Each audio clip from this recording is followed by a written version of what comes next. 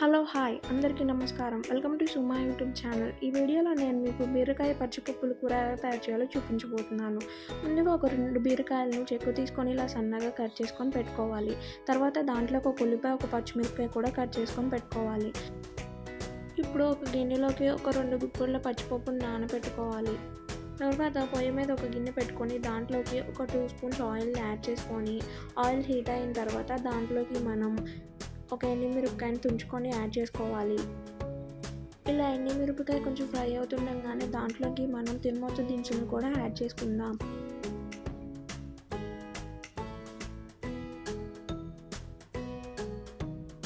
ఇప్పుడు తిరుమత దినుసులు ఎండుమిరపకాయ కొంచెం ఫ్రై అయ్యేదాకా కొంచెం ఫ్రై చేసుకున్న తర్వాత దాంట్లోకి మనం కరివేపాకును కూడా యాడ్ చేసుకోవాలి.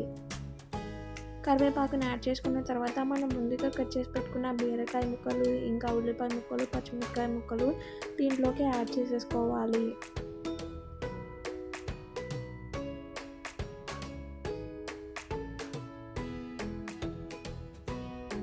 ఇలా మొత్తం యాడ్ చేసుకున్న తర్వాత కొంచెం బాగా కలిసే విధంగా బాగా కలుపుకున్న తర్వాత మనం ముందుగా పెట్టుకున్న పచ్చిపప్పును కూడా దీంట్లోకి యాడ్ చేసుకోండి.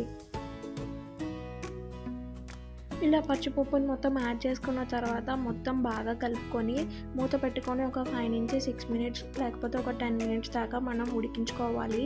దాంట్లో వాటర్ అన్ని దగ్గరకు వచ్చేసి పచ్చిపప్పు కూడా బాగా ఉడకాలి.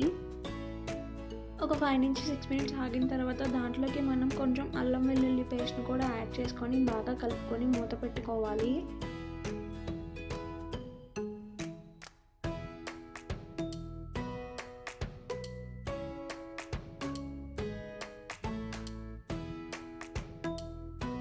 ఇలా ఒక 6 మినిట్స్ ఉడికించుకున్న తర్వాత చూస్తే కనుక మనకి పచ్చిపప్పు ఉడికిపోతుంది కదా. ఇలా పచ్చిపప్పు ఉడికిన తర్వాత మాత్రమే మనం దాంట్లోకి ఉప్పు, ఇంకా కారం, ఇంకా సాంబార్ పొడిని దీంట్లోకి యాడ్ చేసుకోవాలి. నేనైతే 1 స్పూన్ కారం, ఇంకా 1 స్పూన్ సాంబార్ పొడిని యాడ్ చేసుకున్నాను. సాంబార్ పొడి లేని వాళ్ళు కొంచెం పసుపు, ఒక 1/2 స్పూన్ ధనియాల పొడి, ఒక 1/2 స్పూన్ జీలకర్ర పొడిని యాడ్ చేసుకొని బాగా కలుపుకోవాలి.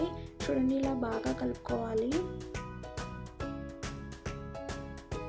ఇలా ఒక 2 నుంచి 3 మినిట్స్ దాకా ఉడికించుకున్న తర్వాత మనం దీంట్లోకి గరం మసాలా పౌడర్ని కూడా యాడ్ చేసుకోవాలి. కావాలంటే మనం దీంట్లోకి కూర మసాలాను కూడా యాడ్ చేసుకోవచ్చు. నేనైతే గరం మసాలా పౌడర్ని యాడ్ చేసుకుంటున్నాను. గరం మసాలా పౌడర్ కూడా వేసి బాగా కలుపుకున్నాక దీన్ని సర్వ్ చేసుకుంటే ఎంతో రుచికరమైన బీరకాయ పచ్చిపప్పుల కూర రెడీ అయిపోతుంది. ఒకసారి ట్రై చేసి చూడండి. ఈ వీడియో మీకు నచ్చినట్లయితే లైక్ చేయండి, షేర్ చేయండి, సబ్స్క్రైబ్ చేయండి. Thanks for watching.